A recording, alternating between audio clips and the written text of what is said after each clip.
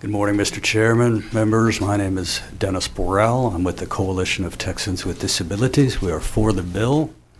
Thank you, Representative Deshotel, for filing this very needed legislation. Well, you heard from John. You'll hear from another person who had experiences, and you're going to hear from other witnesses. So I'm not going to infringe on their time, but I'm going to point out a few things that I would like you to know. First of all, with the current benefit of emergency dental, you got to go to the emergency room to get it. There is no preventive dental. There's no going to the dentist office. You go there when you're in severe dental pain, and there you don't get dental services. You get opioids and painkillers and antibiotics. You don't deal with the root cause. So I'm going to address a few of the things that have already come up in conversation, and it's being passed out right now. The top sheet you'll see when you get it is called Adults with Medicaid Preventive Dental Benefits Have Lower Medical Costs for Chronic Conditions. This is what you brought up, Representative Deshotel. And this is accepted medical fact that poor oral health damages the rest of your body. This is not in dispute. It is totally understood and accepted in the medical community. And the extent of the damage done by poor oral health is broad indeed. So the first chart you'll see here, you'll see stuff for coronary heart disease, diabetes. When you flip it over, you see high blood pressure, heart attack, stroke, angina, cancer, high cholesterol, asthma. And if you look on each of those line items to the far right, this compared two groups, Medicaid adults, both Medicaid adults, one group that had preventive dental, the other group did not. In each one of these serious co-occurring conditions, the cost of treating those co-occurring conditions was way less for those that have preventive dental. In fact, it was 67% lower treating coronary heart disease. Now, you know what? This study, it underrepresents the actual benefit, because there are people who get these diseases solely because of poor oral health. If they had gotten good oral health, they would have avoided it entirely. That saving isn't even calculated in this. And that, as you pointed out, is a lifelong benefit. Adults with disabilities don't tend to leave Medicaid. I'll flip over one page next. This one is the high rate of opioids. Now, just all you have to look is at that first bullet. 50% of patients who present with non-traumatic dental pain in the emergency room receive a prescription for opioid drugs. That is the American Journal of Emergency Medicine saying that.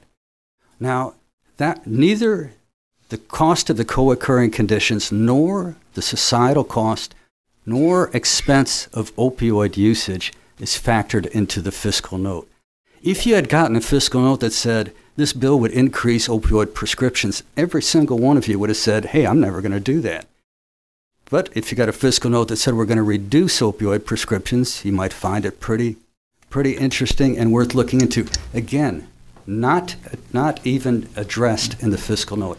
Even if they couldn't come up with a number, and I get what you said, Chairman, these numbers are hard to come up with. You got to at least have informed decisions that these are real. Yeah, the yellow sheet is not a projection. This is a look back. I do think there are some ways that some of this concept can be done. I think just saying we're going to set up traditional dental services may or may not make sense. In some of the cases that we have heard and that we will likely hear, I doubt very seriously whether there would have been a trip to the dentist anyway. That it may be that in some of the facilities where this is going on, that we need to make sure that this is considered. That some of those type of plans, there's a difference between saying a dental plan versus making sure that oral health is being taken care of, particularly since we're talking disabled that are many of them are either in facilities that we oversee or they are in, group homes. They're in places that we are already paying for services that we need to make sure oral care is happening at those places. Yes, as opposed to let's sign everybody up for a dental plan so we can drive them to the dentist that may or may not make sense. It may. I'm just saying, I think we're going to have to look at a at what is the best way to deliver and make sure that preventative care is taken care of. But Yes, sir. I agree with that. Of course, there's more people living in the community independently than either in group homes right. or Absolutely. And, but even most of those have some type of interaction with someone that is, yes, in many cases, coming to them already. But yes, they do, sir. Members, do you have any other, or do you have a couple other comments because we're well past time? I can wind it up real quick. Okay. The yellow sheet, basically, the key factor, by the way, is these are cavities that weren't fixed. That's what drives people to the hospital and emergency rooms. And this sheet, and this is a look back with data-driven numbers, not projections, 85% is the number of emergency room and hospitalizations that could have been avoided. That is a number agreed to by HHSC, the Texas Health Institute, and the American Dental Association, based on real statistics from 2016. If you go down to the bottom line, we could have swapped out those avoidable visits for dental clinic visits, and we would have had 311,000 dental clinic visits. Instead, we put people into the hospital who did not get the root cause addressed. I'll end by, I know there's other people talking. I don't want to go on forever. But even if you looked at the worst case scenario with this fiscal note, $92,630,000, you make that division would be $147 a year per person. $147. So even those, that looks like a large number, but if you were really looking at it on an individual basis, it's cheap, and certainly cheaper than the alternative. Thank you, sir. Thank you. Members, any questions? All right, thank you for your testimony. Chair calls Jeff Brunson. Susie Angel will be next.